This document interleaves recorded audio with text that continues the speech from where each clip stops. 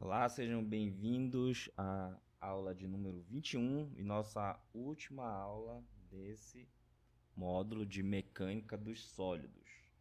Hoje nós vamos fazer uma aula de exercícios resolvidos apenas sobre o assunto de cisalhamento transversal. Então a gente vai começar por um exemplo bem básico mesmo, bem fácil, só para a gente começar a tirar as dúvidas acerca da utilização da fórmula do cisalhamento, principalmente em relação lá ao momento de primeira ordem, o que, né, que costuma gerar algumas dúvidas aí, tá?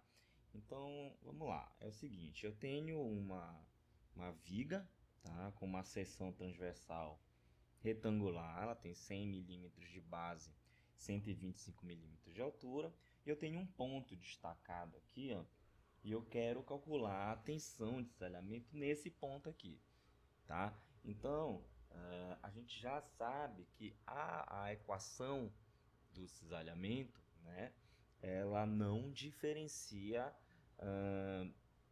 pontos em relação à largura da seção transversal, né? Então, ela considera que a tensão de cisalhamento é constante, né, na largura, né? Essa largura aqui da seção transversal. Ela considera que a tensão de cisalhamento ela varia ao longo do comprimento quer dizer, no comprimento não, né? O comprimento seria o comprimento da peça aqui, mas ao longo da altura da seção transversal, tá? Então, eu tenho, se eu quero calcular a tensão de cisalhamento num ponto específico, o importante é eu localizar esse ponto, né, em relação à altura da seção transversal da viga. Nesse caso está localizado aqui, ó. Eu estou dizendo que o ponto ele está a 50 milímetros do topo, tá? Ele está a 50 milímetros do topo da seção transversal. Tá? Então a fórmula do cisalhamento é essa aqui, ó. Tal é igual a V que multiplica Q dividido por I que multiplica T. Então vamos lá relembrar o que é, quem é cada um, né, desses fatores, quem é cada uma dessas variáveis aqui, tá? V, gente, é o próprio cortante aplicado, né? Que acabo de perceber, eu não defini aqui, mas eu vou já definir aqui que V é igual a 3 kN, né? Se eu não conhecer a força cortante, eu não tenho como conhecer as tensões, mas já está corrigido aqui. V, né, é a força, a resultante da força cortante, né, aplicada nessa seção transversal é 3 kN, tá? Então V 3 kN, que aí por sua vez é o momento de primeira ordem da área que eu chamo de A'. Quem é a área A'? Ela está bem aqui, ó. A área A', gente, é a área da seção transversal que está acima do ponto onde eu quero analisar a tensão, tá? Então, se nesse caso aqui, ó, eu quero um ponto que está aqui a 50 milímetros do topo, né? Então, digamos que eu vou traçar uma linha aqui, ó, tá? Vou traçar uma linha aqui e a linha, ó, é a área que está mais escura aqui, é a área, toda essa área que está acima do ponto onde eu estou analisando, tá? Então, se o ponto está aqui, a área linha é toda essa área de seção transversal que está acima do ponto de análise. Então, já coloquei ela aqui, ó, rachurada, mais escura, uma cor mais escura aqui, quem é a nossa área a linha.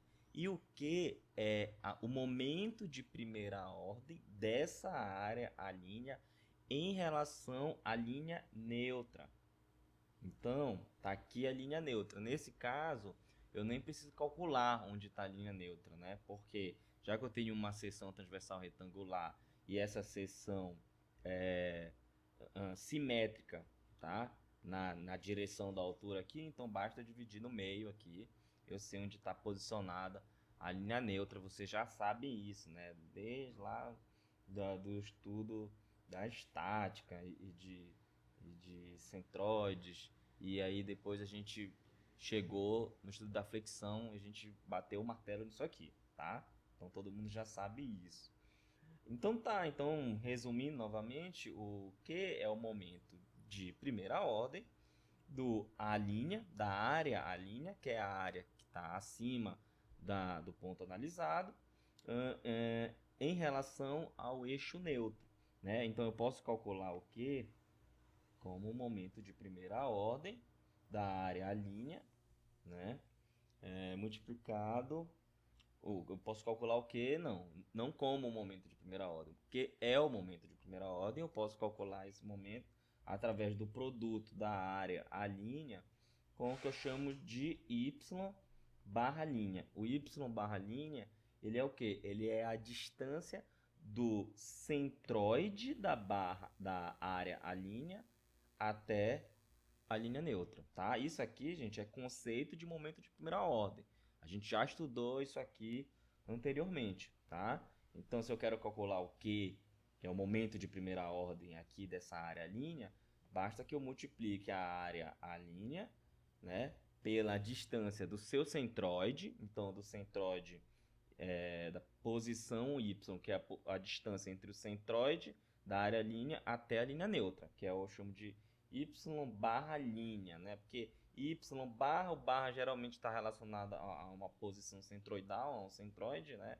Então, y barra linha que está relacionado ao A'. Então, é o y barra, é a posição do centroide da área A', tá? Em relação a quem? Em relação à linha neutra, que é a nossa referência, que vai ser sempre a linha neutra, nossa referência, tá? Continuando, o I é o momento de inércia, que é o momento de segunda ordem. Então, olha que legal, nessa equação aqui, a gente usa tanto o momento de primeira ordem, quanto o momento de segunda ordem. Então, quando a gente está lá na estática, estudando o momento de primeira ordem, estudando o momento de segunda ordem, que a gente acha que nunca vai utilizar isso aí, completamente enganados, né? Na tensão transversal, na cisalhamento transversal, no cálculo das tensões de cisalhamento, a gente vai usar tanto o conceito de momento de primeira ordem, quanto o conceito de momento de segunda ordem. E ele está aqui, olha, é o momento de inércia, né? Por isso que ele é chamado de I. Agora, atenção, ele não é o momento de inércia da área linha. Esse momento de inércia aqui, ele está relacionado à seção completa. Então, ele é a inércia da seção transversal completa, tá? Isso aqui a gente sabe como calcular também, né? Desde lá dos nossos estudos anteriores. Já que eu tenho uma seção transversal retangular, então o meu momento de inércia é igual à base que multiplica a altura ao cubo dividido por 12, tá? E T, por último, o T ele é a largura da seção transversal no ponto onde eu estou analisando, né? Então, eu estou analisando nesse ponto aqui, sim. Então, qual é a largura da seção transversal nesse ponto? É 100 milímetros, né? Nesse caso, é uma seção que não tem variação de largura, então em qualquer ponto eu vou ter T igual a 100 milímetros, tá? Então, ó, vamos lá. Vamos fazer o seguinte, vamos primeiro calcular o Q, depois a gente joga ele na equação e calcula ele lá. Vamos lá. Então, o Q, ó, como eu falei, é a linha y barra linha, né? Então, ó, a linha aqui vai ser quem? Vai ser 100, né, de base, que multiplica, é a base, ó, que multiplica o quê? 50, né? Então, essa é a área aqui, a linha, tá? E a distância do centroide da área A' até a linha neutra é o seguinte: A área, a linha, ela é uma área retangular também. Então a gente sabe que o centroide dela vai estar bem na metade da altura aqui, né? Então eu tenho que calcular essa distância da metade da altura até a linha neutra, né? A seção transversal ela tem 125 milímetros de altura. Então da linha neutra até o topo eu tenho 62,5, né? Do topo até o centroide eu tenho 25. Então é só pegar 62,5, subtrair 25 e eu vou ter quem? 37, ó. Deixa eu aumentar um pouquinho aqui para vocês, ó. Eu vou ter 37,5. Então, ó, o y barra linha é a distância do centroide da área linha até a linha neutra, tá? Então eu vou ter 37, vamos lá, 37,5. Então esse aqui é o momento de primeira ordem da área à linha. Vai dar 187.500. Qual é a unidade disso aqui? Milímetro ao cubo, né? Momento de primeira ordem é milímetro ao cubo. O momento de segunda ordem, que é o momento de inércia, é milímetro elevado à quarta potência. Tá bom? A inércia eu posso calcular já também. A gente já sabe que ela é BH ao cubo sobre 12, né? Então, ó, essa inércia é a inércia da seção total. Então, é a base da seção que multiplica a altura, ó, 125 ao cubo, colocar aqui, dividido por 12. Tá? Então, essa é a inércia da seção total, que vai dar aqui 16, 276 vezes 10 elevado a 6.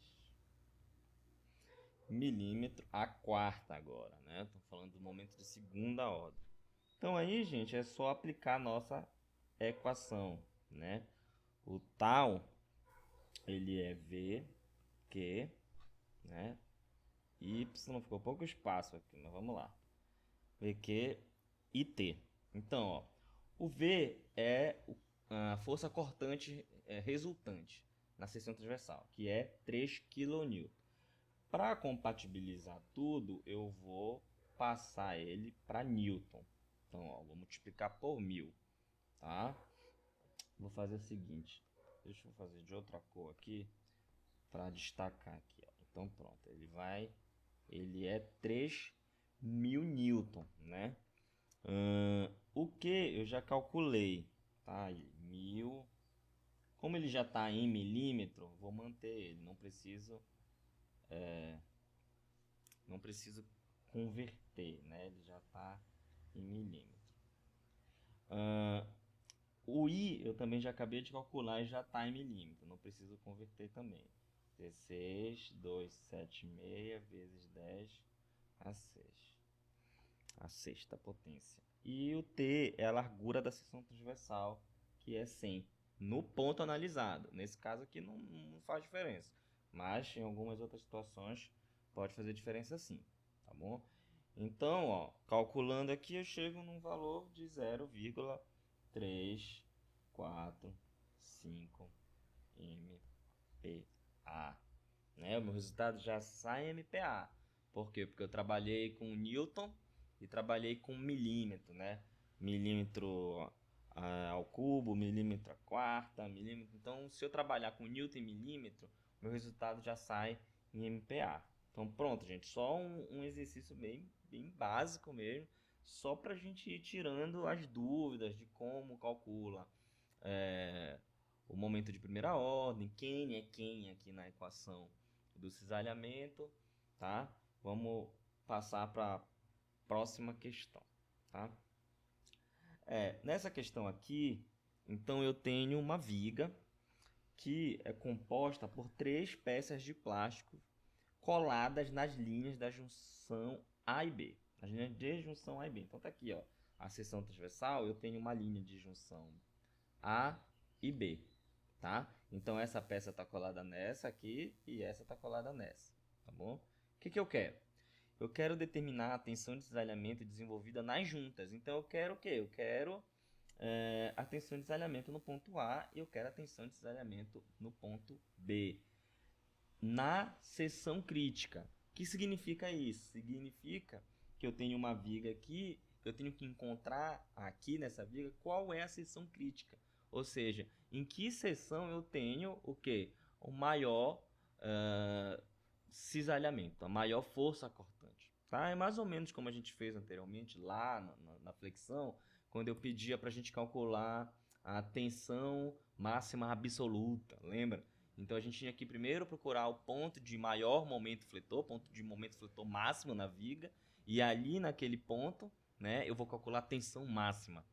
Então o que eu quero aqui eu quero calcular as tensões de cisalhamento em A e B, mas em que seção transversal aqui, né? A gente sabe que isso varia, o cisalhamento ele vai variar aqui. Então se a força cortante vai variar aqui, então para cada seção aqui eu vou ter tensões diferentes em A e B. Mas aí eu especifico isso dizendo que eu quero a seção crítica.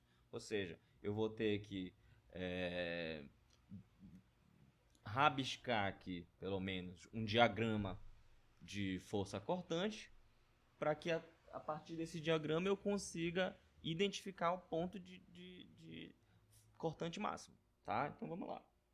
Olha, essa seção, essa viga, ela não tem nenhum ponto intermediário de descontinuidade, né? Ela tem uma carga linearmente distribuída aqui, não tem nenhum ponto de descontinuidade. Então significa que eu consigo escrever a função do cortante ao longo do comprimento dela com apenas uma única equação, né? Se eu vou ter uma única equação, eu vou fazer só um corte, né? Vou cortar num ponto aleatório distante x da minha origem, que eu sempre vou usar aqui a extremidade esquerda da viga. Então, é um ponto aleatório, não é na metade, não é um quarto, não é um terço, é um ponto aleatório, distante x. Tá? E aí eu vou calcular o cortante nessa seção transversal genérica, né, de posição genérica. Tá, então o que eu tenho aqui? Ó? As reações de apoio elas já estão dadas aqui. 3,75 aqui, 3,75 aqui. Então, quando eu cortar aqui e utilizar esse lado, eu vou ter uma reação de apoio aqui. A minha seção transversal ela vai estar distante x dessa extremidade. E eu tenho a minha carga distribuída aqui, né? Essa carga distribuída ela tem intensidade de 3 kN. E a resultante dela vai ser o quê? 3 kN multiplicado pela base da carga distribuída, que nesse caso aqui é x. Então a resultante vai ser 3x, tá bom? Então, ó, vamos lá, como é que eu vou encontrar esse V aqui? Por equilíbrio, né? Somatório das forças em Y igual a zero, né? Então, tendo que fazer esse equilíbrio, vou definir aqui uma convenção. E aí, ó, vamos ver o que eu tenho de força aqui. Eu tenho V para baixo, então positivo. Eu tenho 3x para baixo, então positivo também. E eu tenho 3,75, que é a reação de apoio, para cima, então negativo. Só isso, posso fechar igualar a zero. E eu tenho aqui ó, que V é igual a menos 3x mais 3,75. Então, essa é a equação que vai definir para mim, né, a variação do cortante ao longo de todo o comprimento da viga. Tá? Então, para poder plotar, antes da gente passar aqui para plotar, o que eu vou fazer? Eu vou calcular o cortante, né, nos pontos de interesse. Nesse caso aqui vai ser o início e o fim da viga. Então, eu vou fazer ó, V para zero, né? V para x igual a zero, igual a menos 3x, vou fazer aqui, menos 3x igual a zero, zero, mais 3,75. Então, ó, igual a 3,75, o quê? Quilonewton. Então, eu marquei aqui, ó, posso vir aqui e marcar aqui, ó. Quando x igual a zero, meu cortante é 3,75 que quilonewton positivo. Quando o meu x é igual a 2,5, né, lá na outra extremidade da viga, Então, eu tenho menos 3 vezes 2,5 mais 3,75, tá? Então, V de 2,5 é igual a menos 3,75 kN. Então, posso ir lá, ó, e marcar. Quando x é igual a 2,5, eu tenho menos 3,75. E agora resta o quê? Eu traçar, né? Ó, eu vou ligar um ponto no outro. Vou traçar aqui. Se eu tenho, ó, 3,75 desse lado e 3,75 aqui, eu sei que ele vai cruzar, ó, o eixo horizontal, ou seja, vai ser zero bem na metade. Então, eu sei que bem na metade dessa viga aqui, eu tenho um cortante nulo, né? Que eu já falei que tem relação com o fato de, nesse mesmo ponto, eu ter um momento fletor máximo. Então, a gente sabe que existe uma relação aí entre o ponto de momento fletor máximo e o ponto de cortante nulo. Uma outra coisa que não é coincidência também é o fato de o cortante nessas extremidades, ó, eles têm módulo igual à reação de apoio, ó, que eu tenho aqui. Isso também não é coincidência, tá? Ó, vocês vão ter a oportunidade de estudar isso mais profundamente em outras disciplinas, mas já fica aí a dica para vocês, né? Não é nenhuma coincidência. O cortante, ó, a gente já viu, a gente até falou nas aulas passadas, aquelas relações, né, entre momento e cortante, cortante, carga. Então, todas essas grandezas elas estão relacionadas entre si, tá? E a gente começa a perceber isso em alguns momentos, ó. Então, aqui eu tenho 3,75 e aqui eu também tenho 3,75, tá? Então, ó, esse é o diagrama de força cortante, ó, para essa viga aqui. Então, onde é o ponto de cortante máximo? Eu tenho dois pontos, né? O 3,75 positivo e o 3,75 negativo. Então, eu vou considerar um módulo, um cortante máximo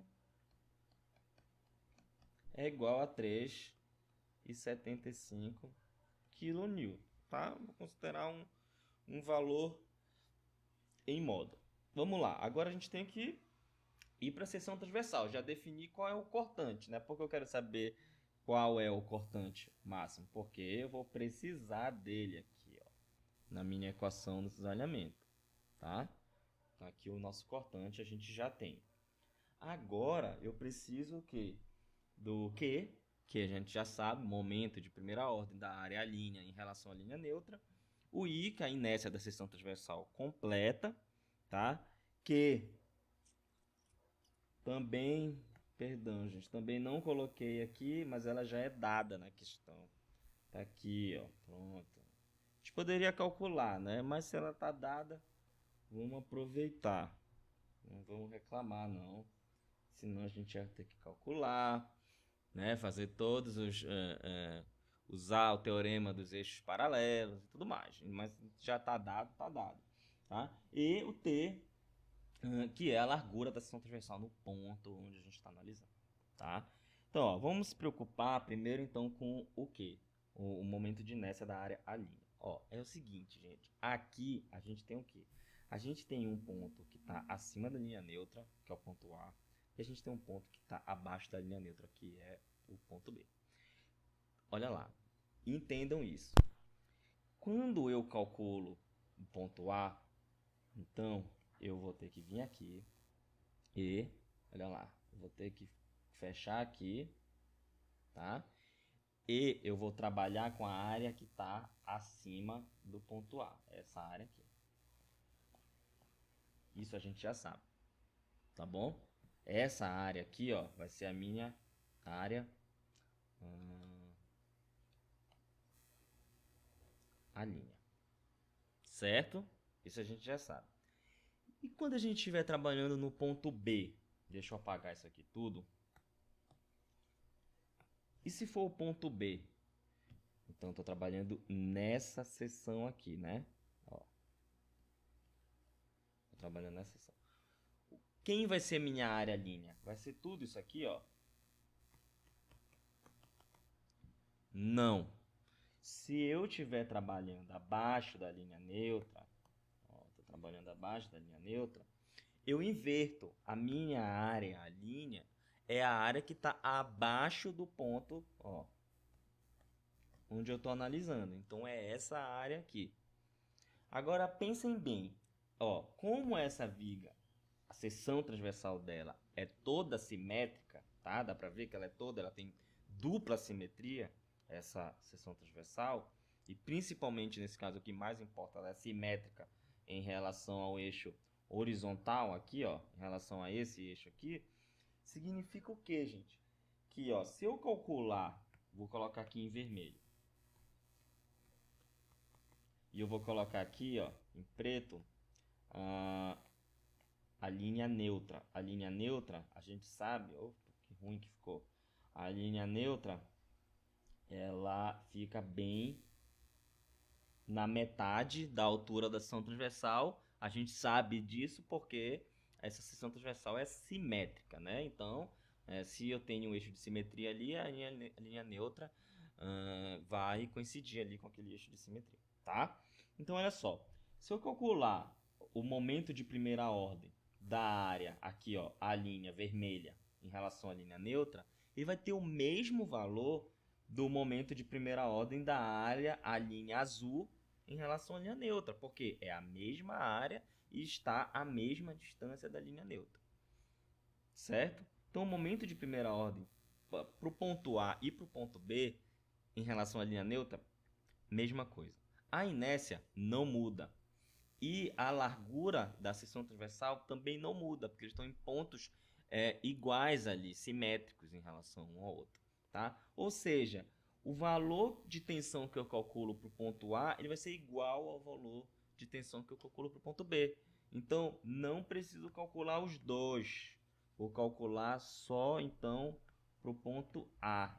Então, a minha área, a linha, vai ser essa rachurada aqui, tudo que está acima dessa linha aqui, tá bom? Então, vamos lá. Vamos calcular primeiro, então, essa inércia. Essa inércia não, é esse momento de primeira ordem. Vamos lá. Então, o Q ele vai ser igual a quem? A área, né, que está acima, vou colocar aqui de novo. A área, a linha, que multiplica o y barra linha. Então, a área linha é que é 200, né, que multiplica 50. E o y barra linha é o que, gente? É a distância do centroide dessa área, a área linha, até a linha neutra. Tá? Então, qual é essa distância aqui? Se aqui é 50, a altura toda da mesa aqui, então da mesa até o ponto A eu tenho 25, né? E se a altura da alma toda é 200, então do ponto A até a linha neutra é 100. Então é y barra linha é 125, tá bom? Então, esse Q aqui, ele é 1,25 e multiplica 10 a sexta milímetro ao cubo, tá? Então vamos lá, a tensão no ponto A ou no ponto B, tanto faz, vou colocar assim, A e B, tá? Ela vai ser a força V, que eu já determinei aqui, 3,75, posso usar em módulo mesmo, tá, gente? Não tem problema. Ela só vai ter sentidos diferentes nas seções diferentes, né? Uma é positiva, outra negativa, mas em módulo o resultado vai ser o mesmo. Então posso usar em módulo aqui 3,75, passar para Newton, tá? O momento de primeira ordem é 1,25 vezes 10 a sexta, tá? Baixa. A inércia já foi dado, 3,5 vezes 10 elevado a 8. E o T ele pode gerar uma certa confusão aqui, né? Porque a gente fala assim, mas eu tô o ponto A e o ponto B, eles parecem que estão bem na interface entre a alma e a mesa. Eles realmente estão. E agora? Eu vou usar a largura da alma ou a largura da mesa? Bom, vamos pensar aqui uma coisa. O que a gente sabe sobre o comportamento da atenção nesses pontos aqui? Tá? O que a gente sabe? A gente sabe o seguinte, que eu tenho como eu tenho uma mudança brusca na largura da seção transversal, eu vou ter um salto, né, na distribuição de tensões aqui. Vou ter um salto, certo? Então aqui eu vou ter uma tensãozinha aqui, ó. Vou tentar dar uma rabiscada aqui para vocês. Ó, eu tenho uma tensão que ele começa do zero, ele aumenta parabolicamente, aí ele tem um salto aqui, ó. Aí faz volta a parábola, tem um salto de novo e aí depois cai de novo pro zero, tá? Ficou feio, mas deu para lembrar. Assistam a aula anterior que lá tá desenhado bonitinho, tá? Então, gente, o que acontece? Se eu calcular usando a largura da mesa, ou desculpa, da aba, tá? Pode ser chamado de mesa, mas da aba, tá? Eu vou ter um valor menorzinho aqui, ó. Vou chegar nesse valor. Se eu calcular usando a largura da alma, eu vou ter esse valor aqui maior. Por quê? Porque a largura ela é inversamente proporcional à tensão de desalhamento. Então, onde eu tenho a largura menor, eu tenho uma tensão maior. E onde eu tenho a largura maior, eu tenho uma tensão menor. Tá? Como eu tenho uma mudança brusca na largura, eu tenho um salto na tensão aqui. Bom, meu julgamento é usar a largura da alma. Por quê, gente? Lembra que a gente já falou uma coisa? Que aqui, ó, nessa seção aqui, ó, eu tenho uma superfície livre nesse ponto aqui, tá? Então, teoricamente, eu não tenho tensão de desalhamento aqui. Foi uma coisa que a gente discutiu na aula passada como uma das limitações da fórmula do desalhamento.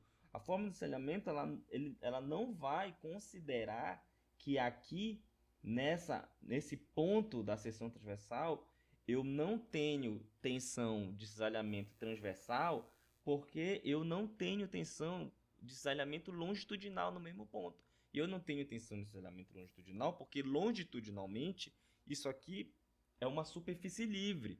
E se está livre, não tem restrição de movimento, não tem tensão. Aqui não, ó. Aqui eu não tenho superfície livre. Eu tenho o meu plano aqui, ó, né? Se eu pensar isso como um plano longitudinal que está entrando na viga, eu tenho matéria aqui e aqui. Eu tenho uma camada de material aqui, eu tenho aqui.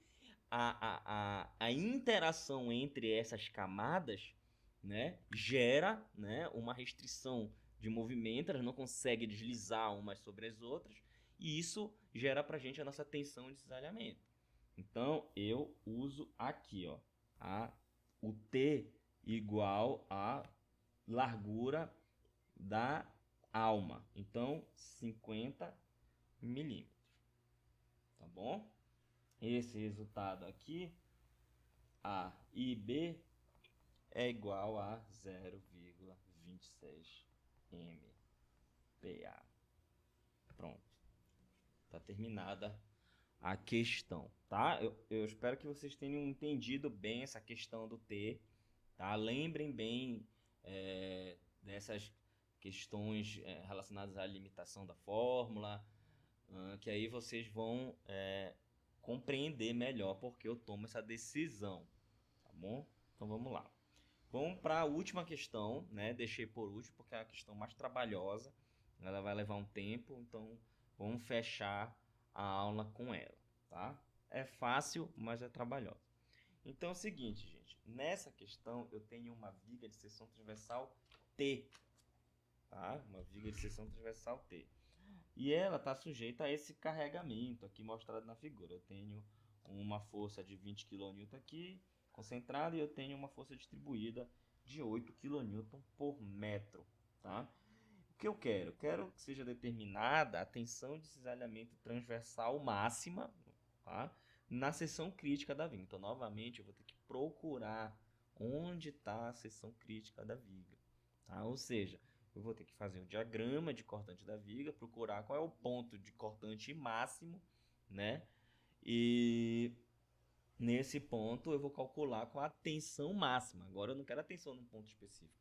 Eu quero a tensão máxima. Eu vou ter que descobrir e definir aí onde é que é esse ponto dentro da seção transversal, tá? Então, olha lá. Vamos analisar a viga aqui. Vamos lá. Então, eu tenho uma viga de A a B, eu tenho um carregamento 20 kN aqui e um carregamento distribuído 8 kN por metro. Tá? As reações de apoio já estão dadas aqui. Então,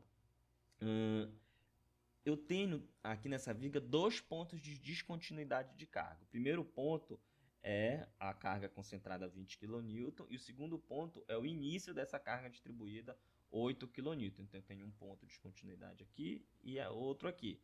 Significa que eu vou ter 1, 2, 3 segmentos diferentes na viga e para eu conseguir esboçar o diagrama de cortante para a viga toda, eu vou precisar de 3 equações. Tá? Então, olha lá, eu vou cortar um primeiro ponto, ó, vou cortar num ponto aqui, ó, que está dentro desse segmento 1. Vou chamar de segmento 1, 2 e 3. Tá? Então, ó, num ponto qualquer, distante x do ponto A. Tá? Tá distante x do ponto A. Então, vamos lá. Tá, tudo certo. Fazer aqui, ó, somatória. Então, das forças em Y, assim que eu vou achar o cortante, eu vou dizer que todo mundo que está para baixo é positivo. Então, o que eu tenho aqui? Eu tenho V1 para baixo, vou chamar V1 porque eu vou ter 3 equações de cortante, né? Então, essa aqui vai ser a equação 1. Tenho V1 para baixo e eu tenho 19,43 para cima. Então, eu já vou colocar assim, ó, igual a 19,43 kN. Ou seja, no segmento 1, eu tenho cortante constante, né, no valor de 19,43. Se eu cortar agora dentro do segmento 2, ó, eu vou ter esse diagrama de corpo livre aqui. Tá? Então, vamos fazer a mesma coisa. Somatório das forças em Y igual a 0. Para baixo, positivo. Aí eu vou ter, olha, o V2 para baixo, então positivo. Eu vou ter a força de 20 kN para baixo, então positivo também. E eu vou ter aqui menos 19,43, que está para cima, então vai ser negativo, igual a 0. Então V2 é igual a menos 20 mais 19, já lá do outro lado. Então eu fico com menos 0,57 kN. Então, ó, no segmento 2, eu também tenho cortante constante no valor de menos 0,57 kN. No terceiro, gente, vamos lá. Eu vou cortar aqui agora, ó, em um ponto qualquer dentro do segmento 3. E eu vou ficar com esse diagrama de corpo livre aqui. Então, se eu fizer a somatória das forças em Y igual a 0, novamente, todo mundo que está para baixo positivo, eu vou ter o quê? V3 para baixo. Eu vou ter mais 8, que multiplica x menos 4. Ó, esse 8x menos 4, gente, ele é a resultante da carga distribuída que fica presa aqui dentro do segmento que a gente cortou. Tá? Então, olha, a intensidade dela é 8 e esse comprimentozinho aqui, ó, é x, ó, que é do A até a seção transversal, menos 4, que é do A até o início da carga. Ó. A até o início da carga, eu tenho 4 metros. Tá? Então, ó, x, vou fazer assim, ó, x é daqui para cá e 4 é daqui para cá. Né? Então, esse comprimento aqui é x menos 4. Então, 8 que multiplica x menos 4. 8 é a altura, x menos 4 é a base aqui desse retângulo. Eu tenho também, que mais? Eu tenho mais 20, né? Tá para baixo, e eu tenho menos 19,43. Só isso, igual a zero, tá? Então, V3 para baixo, então positivo, 8x menos 4 para baixo, positivo, 20 para baixo, positivo, 19,43 para cima, então negativo, tá? Então, trabalhando isso aqui, gente, eu vou ter V3 é igual a menos 8x mais 31,43. Então, eu já vi aqui que no segmento 3, o cortante ele deixa de ser constante, né? Ele vai variar em função de x e ele vai variar de maneira linear, né? A relação entre V3 e x, uma relação linear. Então, vai ser uma reta que eu vou ter aí, né? Então, ó, gente, para traçar o diagrama, eu vou investigar cada ponto de interesse. O primeiro ponto de interesse é o cortante quando x é igual a zero, que eu vou usar quem? A equação 1, só que a equação 1 é constante. Então, quando x é igual a zero, o valor do cortante é 19,43. Posso vir aqui, ó, marcar 19,43 aqui, né? E esse valor ele vai embora até o final do segmento 1, continua 19,43. Então, já posso traçar aqui a primeira parte do diagrama, né? Quando eu vou para o segmento 2, ó, eu sei que no segmento 2 eu também tenho cortante constante, menos 0,57. Então, já posso vir aqui, ó, e falar que do início até o fim do segmento 2, eu tenho menos 0,57. Quando eu chego no segmento 3, aí eu preciso fazer. Eu vou calcular, então, o cortante usando a equação 3, né? Nesse ponto aqui, ó. Nesse ponto aqui, de interface entre o segmento 2 e 3. Ou seja, quando x é igual a 4. Tá? Vou usar aqui. Então, eu vou ficar com, ó, menos 8, substitui o x por 4, mais 31,43. Esse resultado aqui, não por uma coincidência, vai dar 0,57 kN negativo. Ou seja, eu tenho uma continuidade aqui no diagrama. Tá? Então, eu posso vir aqui e marcar o meu menos 0,57. Para saber o valor, então, lá no último ponto do segmento 3, eu vou calcular, então, ó, V, usando a equação 3, quando x é igual a 7, né? Que é o último ponto lá na extremidade direita da viga. Então, eu tenho menos 8, que multiplica 7, mais 31,43. Meu resultado, novamente, sem nenhuma coincidência, é de 24,57 kN, que é igual a quem? Igual a reação de apoio em B. Assim como, mais uma vez, não é coincidência que o meu cortante aqui, ó, sob o apoio A, vale 19,43, é o valor da reação de apoio no ponto A, tá? Sem coincidências aqui. Bom, então, afinal de contas, quem é, então, o meu cortante máximo na viga?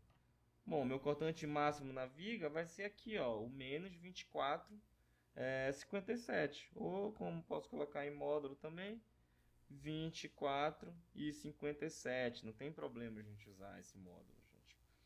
Kilonewton, tá? Sem problema.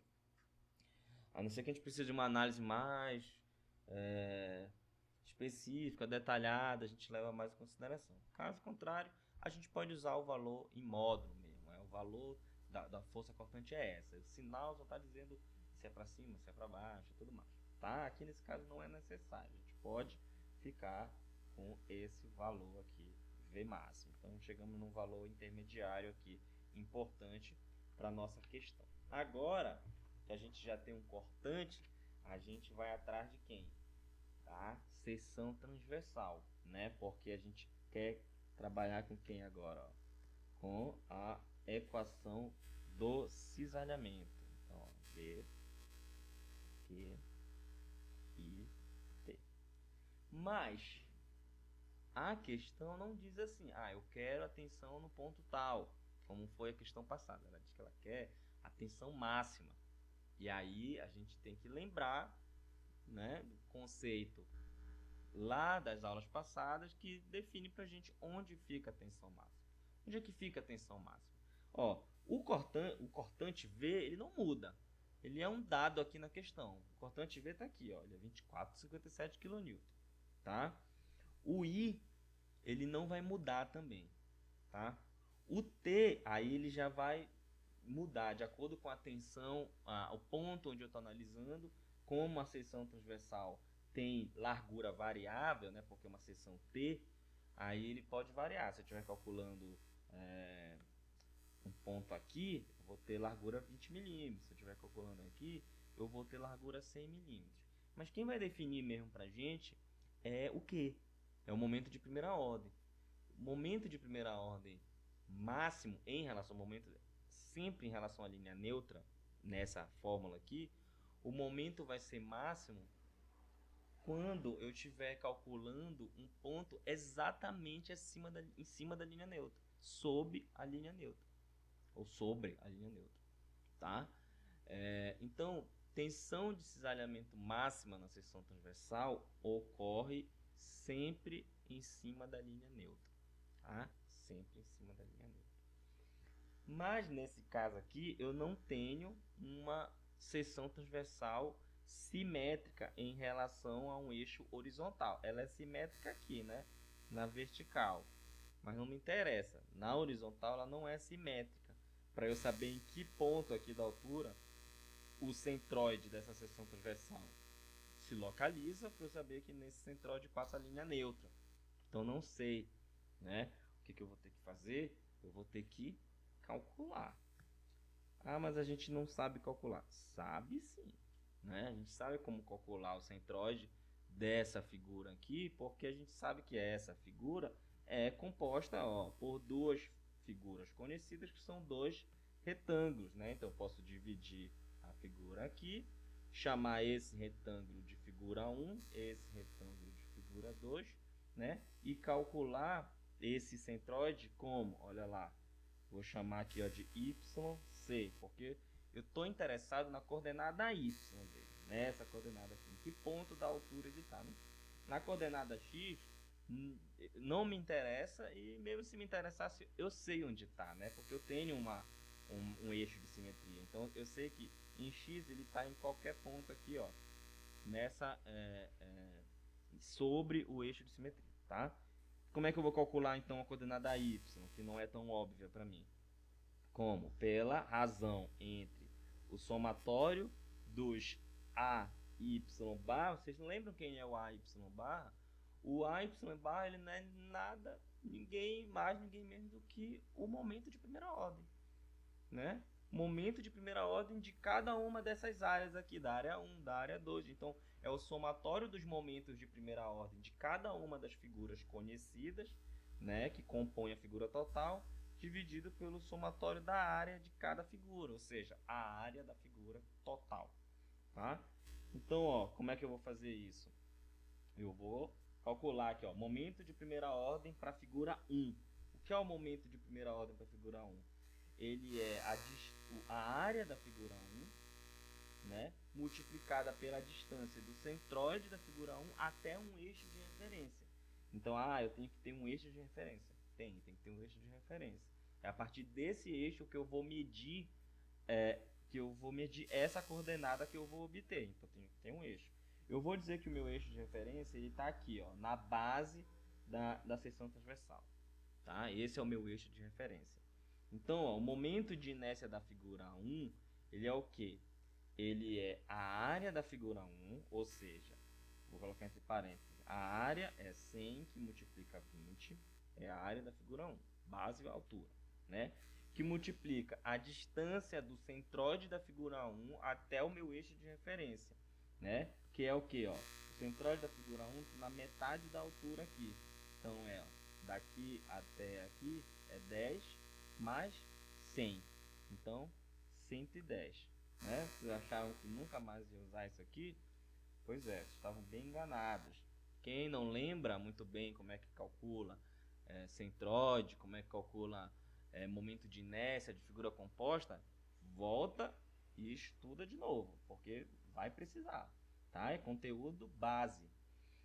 E agora eu vou fazer, esse aqui já é o momento de primeira ordem da figura 1 em relação ao nosso eixo de referência. Eu vou fazer agora o momento de primeira ordem da figura 2 em relação ao nosso eixo de referência. Então a área da figura 2 ela é 20 por 100, base, altura. E a distância do centroide dela até a linha de referência é 50 milímetros, né? A metade da altura dela aqui. Então que multiplica 50, certo? E isso aqui, gente, tudo dividido pela área. A soma das áreas das figuras, 100 que multiplica 20, 20 que multiplica 100, né? BH mais BH de cada uma das figuras. Então, a soma dos momentos de primeira ordem vai dar 320 mil e a soma das áreas vai dar 4.000, ou seja, 4.000 milímetros quadrados é a área total da minha figura, tá? 80 milímetros é o que, gente? É a distância do meu eixo de referência até o centroide da figura total. Ou, o que me interessa mais ainda pra gente, a distância do eixo de referência até quem? A linha neutra. Então, 80 é a distância da base, que foi o eixo que eu tomei como eixo de referência, até a linha neutra. Agora eu já sei em que ponto eu tenho a tensão máxima, né? O ponto onde eu tenho a tensão máxima é esse ponto aqui, distante 80 milímetros da base, que é sobre a linha neutra. Então é para esse ponto aqui que eu vou calcular a minha tensão, né? Para esse ponto aqui. Então, para eu calcular essa tensão, novamente, vou ter que usar essa equação aqui. O V eu já tenho, o Q eu vou calcular agora, o I eu não tenho ainda, eu preciso calcular. Então a gente vai usar aqui também teorema dos eixos paralelos. Como eu falei, a questão não é difícil, mas ela é trabalhosa, porque eu tenho que calcular a posição de centroide, eu tenho que calcular momento de inércia de figura composta, eu tenho que calcular diagrama. Então é uma epopeia aí, né, para resolver uma questão simples.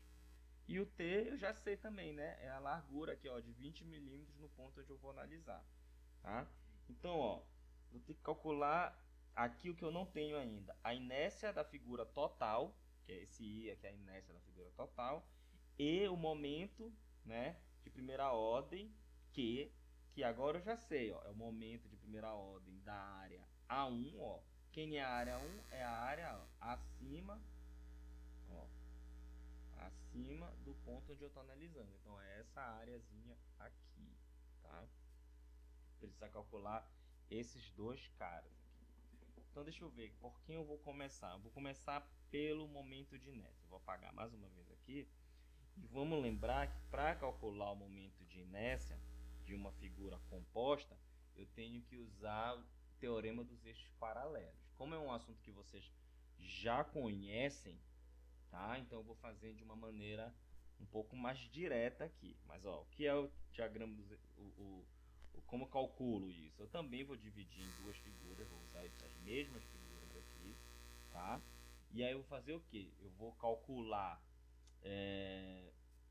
a inércia de cada uma dessas figuras em relação ao seu próprio centroide, tá?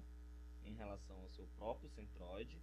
E aí depois eu vou usar o teorema dos eixos paralelos para converter a inércia centroidal, né, de cada figura na inércia daquela figura em relação ao eixo neutro.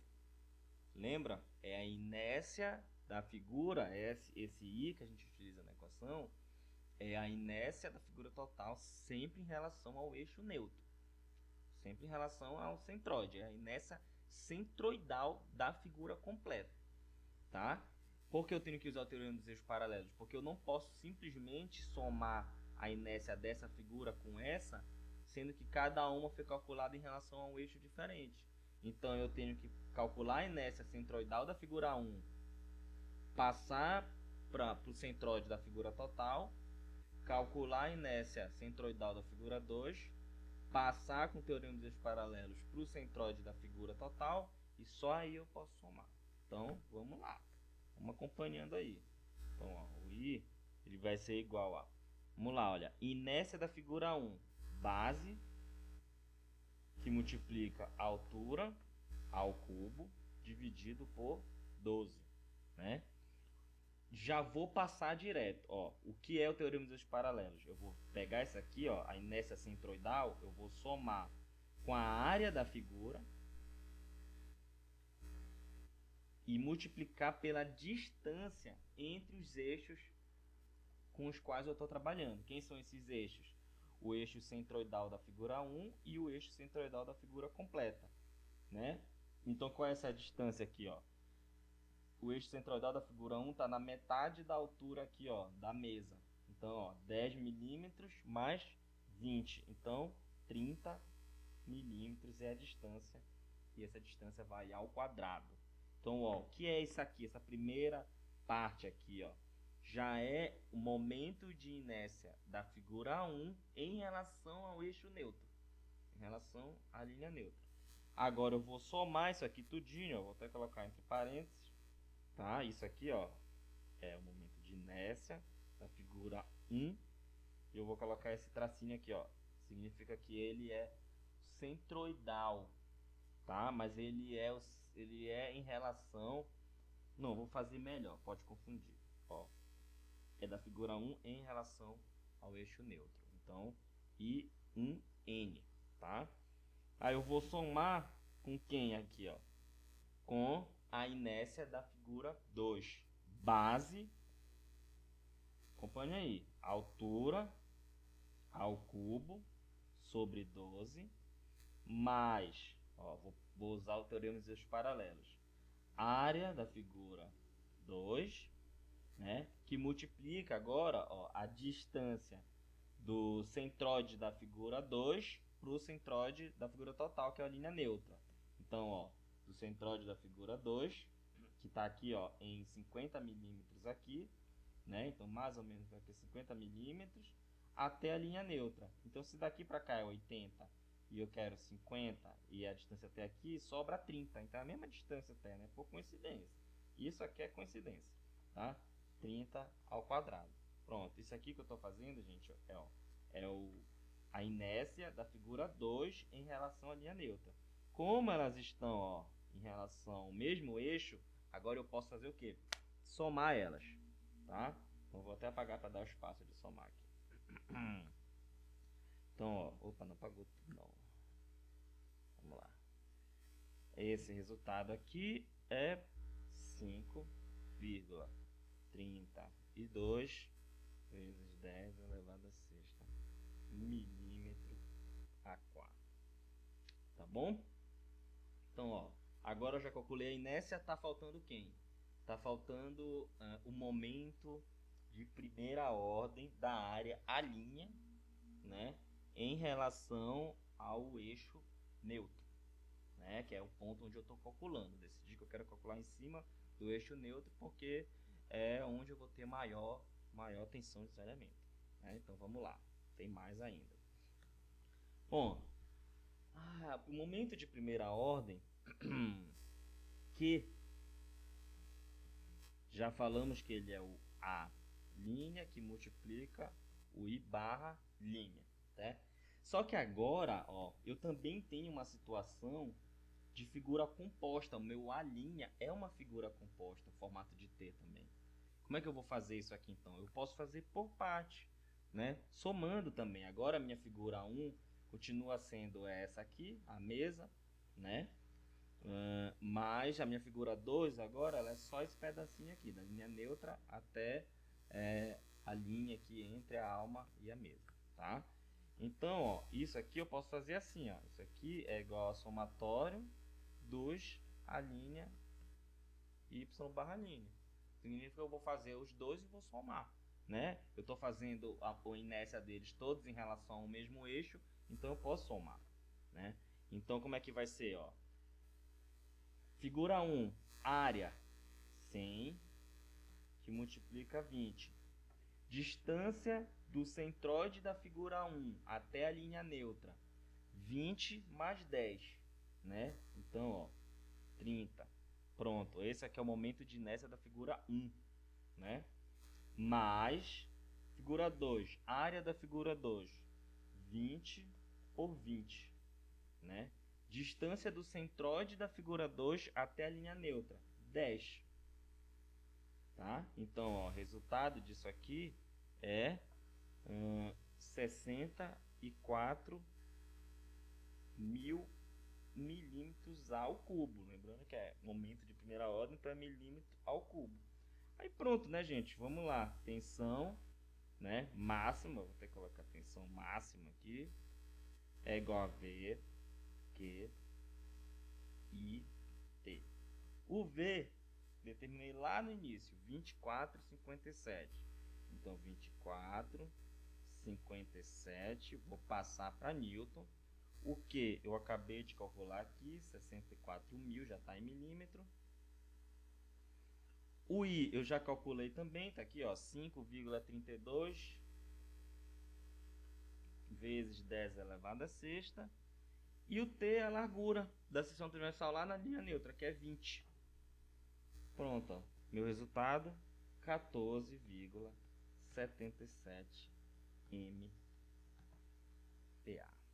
Pronto, gente, chegamos no resultado da nossa terceira questão. Então, essa é a tensão de desalhamento máxima que ocorre nessa viga, né? Por quê? Porque ela é a tensão de desalhamento máxima na seção transversal crítica, ou seja, onde eu tenho maior cortante, tá?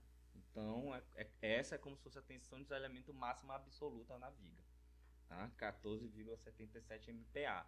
Eu sei em que seção transversal ela ocorre, eu sei que ela ocorre aqui nessa seção transversal, ó, aqui no apoio, né, no apoio em B, e eu sei em que posição da seção transversal ela ocorre. Ela ocorre aqui, ó, a 80 milímetros da base, que é onde eu tenho a linha neutra. Tá bom? Então, gente, é isso. Obrigado a todos que acompanharam as aulas até agora. Essa é a nossa última aula, como eu já falei. Espero que tenha sido satisfatório, que vocês tenham conseguido aproveitar o conteúdo dessas aulas, tá? E obrigado novamente, até a próxima e tchau!